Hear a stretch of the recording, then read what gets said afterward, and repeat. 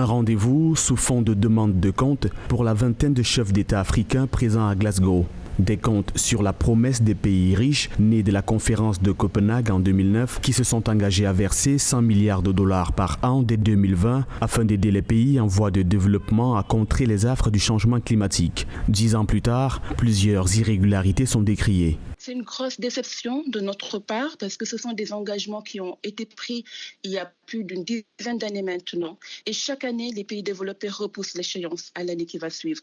Il y a une feuille de route qui a été sortie il y a quelques jours et on nous dit que l'échéance des 100 milliards de dollars va être atteinte en 2023.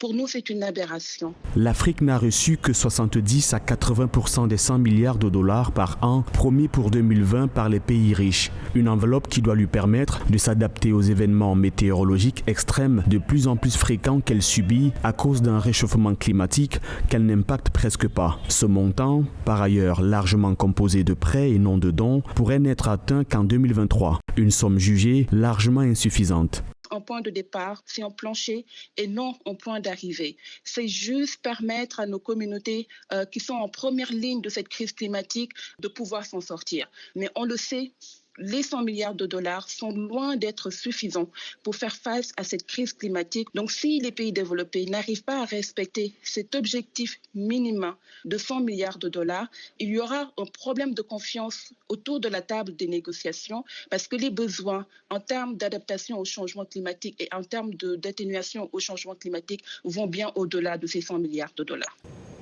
L'Afrique entière n'émet du gaz à effet de serre que de 3 à 4%, ce qui ne lui empêche pas de subir plus que d'autres les effets du changement climatique. Un paradoxe que les chefs d'État avaient déjà rappelé à la tribune du sommet climat qui s'est tenu le 23 septembre 2019 à New York. Les États africains refusent par ailleurs de renoncer au développement économique au profit de la préservation du climat.